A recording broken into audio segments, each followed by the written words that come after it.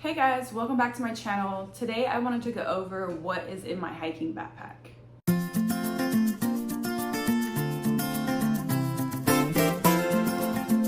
I'm gonna go over what I pack as just a traditional hiker. I'm not out here doing backcountry hikes. I'm not doing 14ers yet.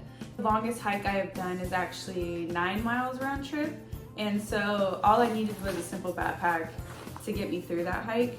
I didn't use any poles, I didn't use any extra special equipment. It was just a pretty standard hike. It was high in elevation as it was in Colorado.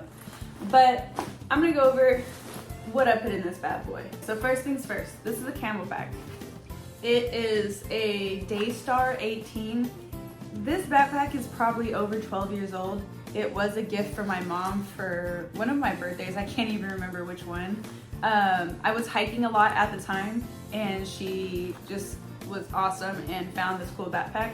And she filled it with a lot of things because I was hiking a lot on my own. I didn't have a lot of people who wanted to go hiking, so I was out there hiking alone. And this was back in my teens, 20s.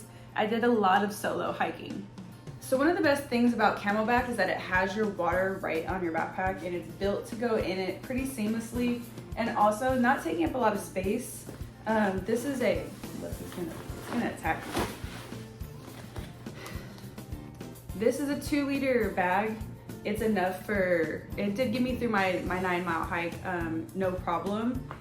I did have another water bottle just in case this was not enough. I'm an avid water drinker. I drink a lot of water, and especially when I was hiking up in Colorado, you just need extra hydration, especially if you don't live there, because it is already a higher elevation than your standard city. So you want to make sure you hydrate properly because you do not want to get altitude sickness. It sucks, you get headaches, it's not fun. So first things first is always stay hydrated. So as I mentioned before, my mom did get me a hiking backpack when I was younger because I was solo hiking a lot. She also did fill it with a lot of, necessary things. Back when I was younger, I was like, yeah, she's being dramatic. I don't need all of this. I'm just hiking a few miles a day, just, after work, just getting outdoors. But now that, I'm older, I get it. She was just protecting me and making sure I had everything I needed just in case I was taking a longer hike and I was by myself. Like I said, as I was usually by myself, she wanted to make sure I was okay. So let's start. She got me these emergency ponchos. So I do keep these in my backpack. You never know when weather's gonna pop up on you, especially in places like Colorado. I'm from Southern California and that's where I did a lot of my hiking. I didn't really have to worry about weather sneaking up on us like that. As you know, it's 70 degrees and sunny, like 90% of the time. But so I didn't really ever have to use these, which is why they're still in their bags. But they are good to have. They're very handy. There's also a signal flare, especially in the backcountry hiking. These are definitely a necessity. They could probably save your life. These are helpful. All you do is crack them and they glow. So especially if you're in the backcountry, I highly recommend these. She got me an emergency blanket. Yeah, I mean, in case, once again, poor weather, you get trapped, you fall, you get stuck somewhere, better to have one than not, right? A first aid kit is another thing that I recommend having. You never know. You never know, you might slip, you might fall, you might have an open wound. This thing is perfect, it's just for a single person, so if you have more than one person with you, obviously have enough for both people or a group or whatever. Just make sure everyone's on board with having a first aid kit. Things I like to include are wet wipes and tissue, pretty self-explanatory. I just prefer to have these rather than not. I've had situations where I wish I had a tissue, so now I always bring them. Also, lotion and chapstick. Once again, I just don't like being dry. This is my preference. You don't have to bring these. It is extra weight, but I do prefer to have these things with me all the time. I always carry a knife. It's just something I prefer to do. And anyways, I always bring a knife. You never know when you might need it. I'd rather have it than not. I've never had to use it, thankfully, but I always prefer to have it rather than not. Oh, to go with the safety first aid kit, this is a snake bite kit. As I said, I was hiking a lot in Southern California. There are a lot of snakes out there, especially venomous ones. So if you're hiking in a venomous area, I would highly recommend. It's just a cute little kit and it has everything you need inside of it, and as well as instructions on what to do if you're bitten. Also very smart if you're hiking where there are bears. I've hiked in Montana and Wyoming, and as well as Southern California, I've ran into bears. It's better to have this than not.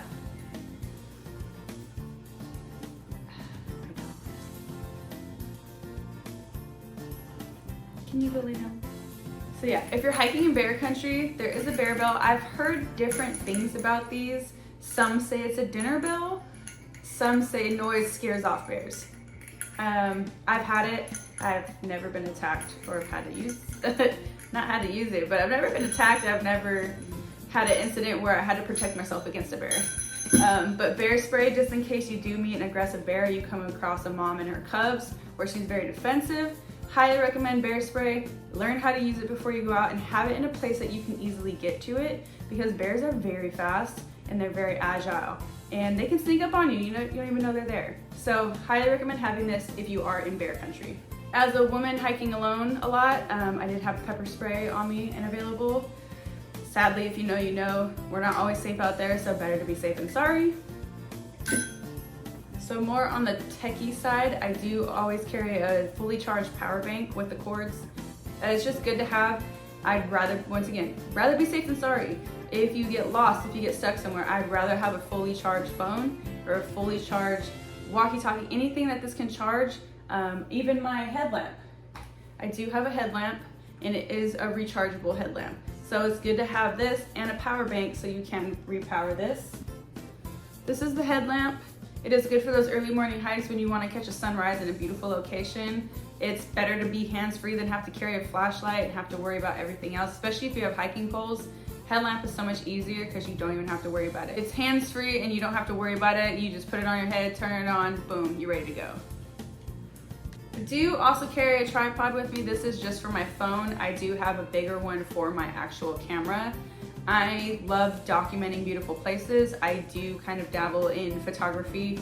Not as much videography, I'm trying to get into it a little bit, but I love taking photographs of beautiful places. I, self-proclaimed nature and travel photographer. So I always have one of these because I'm sometimes alone and I want to get a good shot and I want to be in it. So, just use one of these bad boys. There, you can find a bunch of them on Amazon, but I'll link the ones I have below. I also have a pair of gloves and a trash bag, just in case there's any trash to clean up along the trail. These are actually from Keep Nature Wild.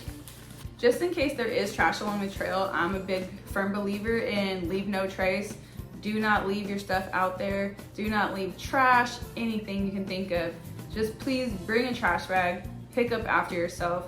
So I always bring one just in case so I can, do my part, and if there's trash, I can safely clean it up without having to touch gross trash. Last but not least, I do carry an inhaler. I am asthmatic, sadly. Shout out to all of my adventurous and active asthmatic kings and queens. I always have one of these on me. It's necessary, sadly, but this is just something I personally keep in my bag at all times. So diving back into the backpack a bit more, it is very lightweight. I do like the hiking, I call these hiking straps, I don't know what they're called. This does have a lot of pockets, a lot of different areas for you to put things, clips, as well as a huge pocket for you to put anything you might desire. It's big enough to fit your jacket, your top layer. If you have a light top layer, if you're starting out and it's cold and it gets warmer, there is enough space to put your jackets in here if you don't want to tie it around your waist.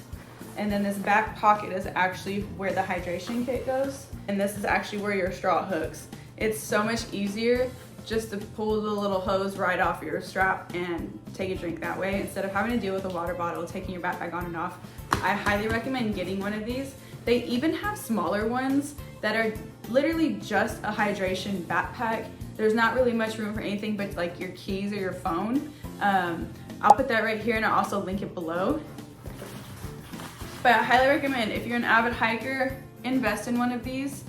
I will find similar ones and link them below. If you're just wanting to get started into hiking, I highly recommend a lot of these products. I will link them all below. The first things first though, invest in a good backpack. You don't have to get like a $100, $200 backpack. There's actually pretty nice ones on sale. I do recommend Camelback, but there are a lot of other good brands that do the same thing as Camelback. Make sure you have proper hydration as well as snacks to make sure you're feeling your body, and that way you don't feel groggy or low energy while you're out on a trail. Do your homework on your trails, see where you're going, see how long it's gonna be, see the intensity of it, look at what animals to expect, what reptiles to expect, birds, insects, all of the above. All this information is available everywhere, especially if you're hiking in a national park. They do have all their hikes listed on their website, and they do have an app now. It is very useful and has a lot of information on their trails and their parks in general.